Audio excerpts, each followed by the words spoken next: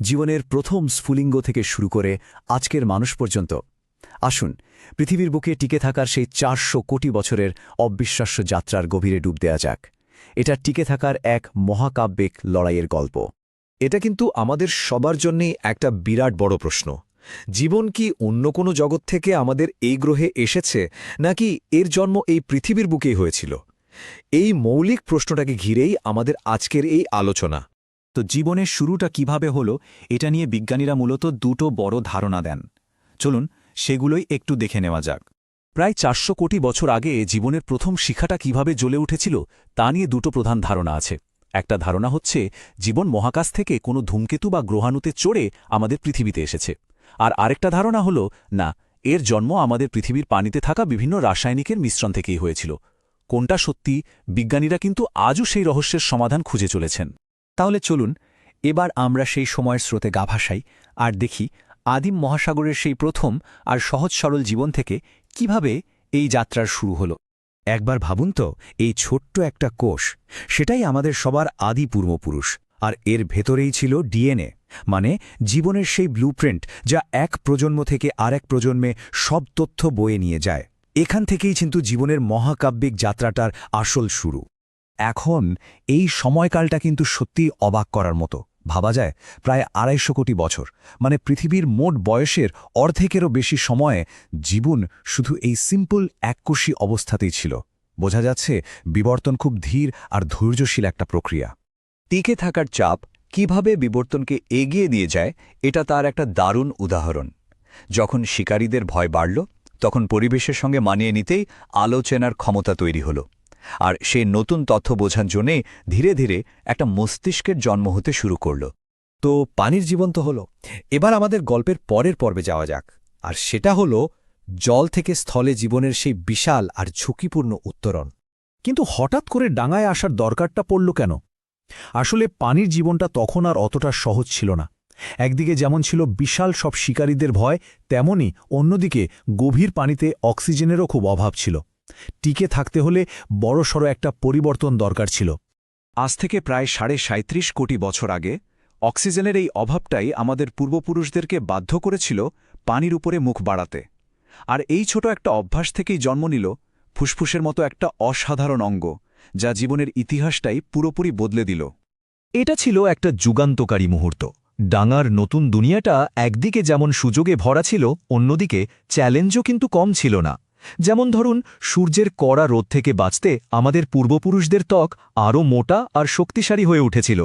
এবার আমরা এমন একটা সময়ে ঢুকতে যাচ্ছি যখন পৃথিবী শাসন করত দৈত্যরা, আর আমাদের পূর্বপুরুষের গল্পটা ছিল সেই দৈত্যদের ছায়ায় টিকে থাকার এক অবিশ্বাস্য লড়াইয়ের গল্প। ৯৫%! ভাবা যায়, আজ থেকে প্রায় ২৫ কোটি বছর আগে সাইবেরিয়ায় একটা ভয়ঙ্কর আগ্নেয়গিরির বিস্ফোরণে পৃথিবীর প্রায় সব প্রজাতি শেষ হয়ে গিয়েছিল।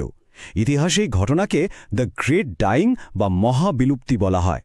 একবার ভাবুন, প্রায় সবকিছুই ধ্বংস হয়ে গিয়েছিল, কিন্তু অবিশ্বাস্য ভাগ্য আর সহনশীলতার জোরে যারা বেঁচে গিয়েছিল, আমাদের পূর্বপুরুষরা ছিল সেই হাতে গোনা ৫%-এর মধ্যে। আর এটাই ডাইনোসরদের উত্থানের জন্য পথ তৈরি করে দেয়।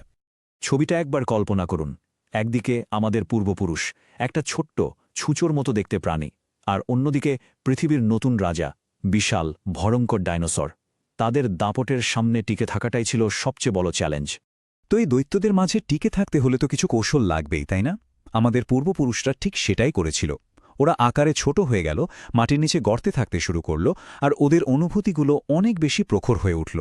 আর সবচেয়ে বড় যে পরিবর্তনটা হলো, সেটা হচ্ছে ডিম পাড়ার বদলে সরাসরি বাচ্চা জন্ম দেওয়া, যা তাদের সত্যিকারের স্তন্যপায়ী প্রাণী হিসেবে প্রতিষ্ঠা করে।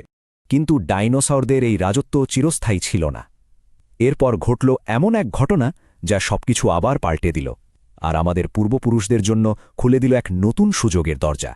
এই একটা আঘাতে পৃথিবীর ইতিহাস চিরদিনের জন্য বদলে যায়। গ্রহাণুটা আছড়ে পড়ার পর যে বিশাল ধুলোর মেঘ তৈরি হয়, তা সূর্যকে পুরোপুরি ঢেকে ফেলে, আর খাদ্যের অভাবে ডাইনোসরদের মতো বিশাল প্রাণীরা পৃথিবী থেকে বিলুপ্ত হয়ে যায়। আর মজার ব্যাপার কি জানেন? ডাইনোসরদের থেকে বাঁচার জন্য আমাদের পূর্বপুরুষরা যে কৌশলগুলো নিয়েছিল, মানে ছোট আকার বা মাটির নিচের গর্তে থাকা, ঠিক সেই জিনিসগুলোই তাদেরকে এই মহাবিপর্যয় থেকে বাঁচিয়ে দিল। যেটা একসময় ছিল টিকে থাকার কৌশল, সেটাই হয়ে গেল জয়ের চাবিকাঠি। তো ডাইনোসরদের যুগ শেষ, এবার শুরু হলো আমাদের, মানে মানুষ হয়ে ওঠার দৌড়। আর এই পর্বটা ছিল আগের সবগুলোর চেয়ে অনেক বেশি দ্রুতগতির। ডাইনোসররা চলে যাওয়ার পর বিবর্তনের গতি যেন রকেটের মতো বেড়ে গেল। কয়েক কোটি বছরের মধ্যেই আমাদের পূর্বপুরুষরা গাছ থেকে নেমে 2 পায়ে হাঁটতে শিখল, পাথর দিয়ে হাতিয়ার বানালো আর দল বেঁধে শিকার করার মতো জটিল কাজও করতে শুরু করল। এই কয়েকটা জিনিসই কিন্তু আমাদের আজকের মানুষ বানিয়েছে। 2 পায়ে হাঁটার ফলে আমাদের হাত দুটো যন্ত্রপাতি বানানোর জন্য মুক্ত হয়ে গেল। আগুন আমাদের খাবার রান্না করে খেতে শেখালো, যা হজমের শক্তি বাঁচিয়ে সেই শক্তিটা আমাদের মস্তিষ্কের বিকাশে কাজে লাগালো। আর সবশেষে ভাষা, যা আমাদের জ্ঞান ভাগ করে নিতে আর একসাথে মিলেমিশে কাজ করতে সাহায্য করল। তো এই হলো সেই 400 কোটি বছরের লম্বা গল্প, সমুদ্রের একটা সাধারণ কোষ থেকে শুরু করে এমন একটা প্রজাতি যারা চাঁদে পর্যন্ত পা রেখেছে। পুরোটাই কিন্তু টিকে থাকা আর পরিবেশের সাথে মানিয়ে নেবার এক অবিশ্বাস্য জার্নি। কিন্তু শেষে এসে একটা প্রশ্ন থেকেই যায়, তাই না? এত গ্রহের মধ্যে আমাদের এই পৃথিবীটাই কিভাবে এত পারফেক্ট হলো? কিভাবে সে জীবনের মতো এমন জটিল একটা বিষয়কে শুধু জন্মই দিল না, তাকে লালন পালন করে এত দূর এগিয়েও নিয়ে এলো? এটা ভাবলে আসলেই অবাক হতে হয়। আর এই মহাবিশ্বে আমাদের গ্রহের বিশেষত্ব নিয়ে আরও জানার আগ্রহ তৈরি হয়।